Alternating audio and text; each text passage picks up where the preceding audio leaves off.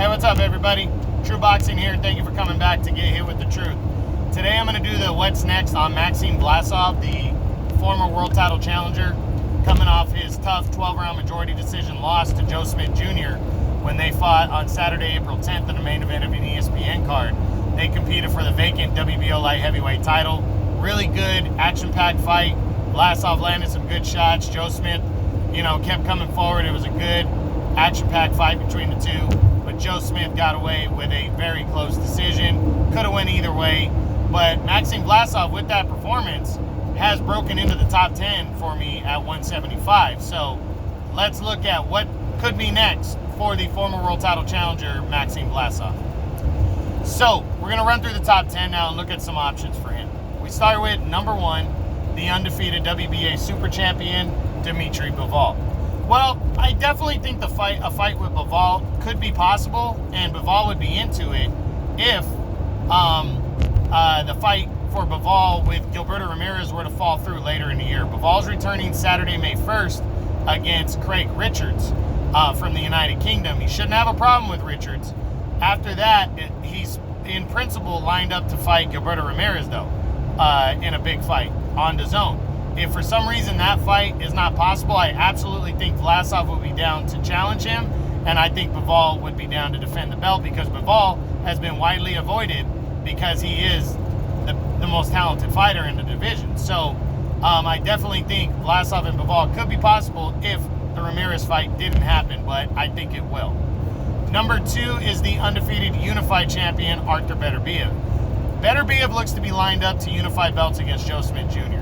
But if for some reason that fight doesn't happen and Jor Smith goes in another direction, I think Beterbiev would be open to a showdown with Vlasov. Now, I think he wants a bigger name opponent, but I think Vlasov coming up off that performance, he'd want to make an example of Vlasov and knock him out. So I think he might consider that fight. I don't see it happening, but I do think the possibility is there if the showdown with Jor Smith, if they decide to go in opposite directions, Beterbiev and Jor Smith. Now, Jor Smith's number 3, a rematch. Don't see a rematch here. Nobody's clamoring for it. I think Jor Smith's going to get the Beterbiev fight. If for some reason he doesn't, I don't think he's going to be into rematching Vlasov next. I just don't see it. Number 4, Sergey Kovalev. I don't think Kovalev would want a guy like Vlasov next. Kovalev is still in the process of returning to the ring. It's been almost a year and a half since he got knocked out against Canelo Alvarez. So I think he's going to try to, fight somebody, not as tough next, and get his feet wet again before he jumps back in against a guy as tough as Vlasov. Number 5, Eliter Alvarez. I wouldn't completely rule it out if Alvarez comes back and gets an impressive win in his next fight, like gets a nice win during the late spring, early summer, and then I could absolutely see Alvarez and Vlasov competing in a WBO final eliminator after that, because Vlasov didn't lose by much, so he's probably going to still be ranked high. And Alvarez is a former champ, who got upset by Jor Smith. I think the WBO would give him a good run, a good ranking. So I could see this fight later in the year if Alvarez beats, somebody, comes back, gets his feet wet, looks impressive in his comeback fight. I could see him and Vlasov colliding towards the end of the year. Number 6 is WBA regular champion Jean Pascal. I don't see this one. Pascal, I think he's going to come back against Badou Jack in his next fight whenever he does return to the ring. I don't see him taking a risk and fighting a guy like Vlasov. Number 7 right now is Badou Jack. This is PBC working with ESPN for the most part, but I just don't think, I think Badou Jack's going to fight Jean Pascal. I don't think PBC is going to risk it against a tough Russian who can take shots like Vlasov. Number 8, Vlasov is number 8. Number 9 is the undefeated former 2-time super middleweight champ, Gilberto Ramirez. I don't see this one either. Ramirez looks to be on a collision course to take on Dmitry Bivol for the WBA title later in the year. I think he's going to get his feet wet, shake off some more rust in his next fight, late spring, early summer, and then take on Bivol later in the year.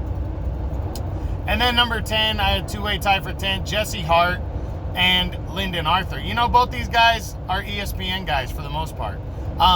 So I could see some kind of eliminator taking place between either one of these guys. I think either one of these guys would be into it to try to boost their name more. Jesse Hart hasn't been in a tough competitive fight since he lost to Joe Smith. I think he'd want to jump back against a guy like Vlasov, who barely lost to Joe Smith. And Lyndon Arthur had a nice win over Anthony Yarde last year. So now he's trying to, establish his name even more so, and taking on a guy, and to beat a guy like Vlasov would be a way to do that. So I definitely could see both those guys. So best options for Vlasov, in my opinion, for top 10 guys, there's not a lot of them. I think if other options fall through, I think Bivol maybe, I think Beterbiev, but I'm leaning, that those are like 20-25% chance at most.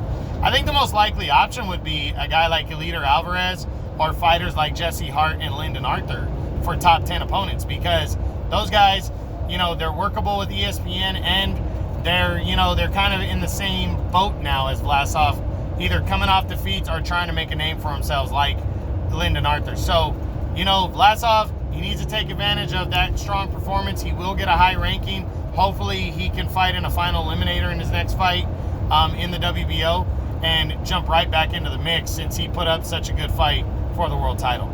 So that's it. That's what's next on Maxim Vlasov. Hope you guys enjoyed it. True Boxing, you've been hit with the truth.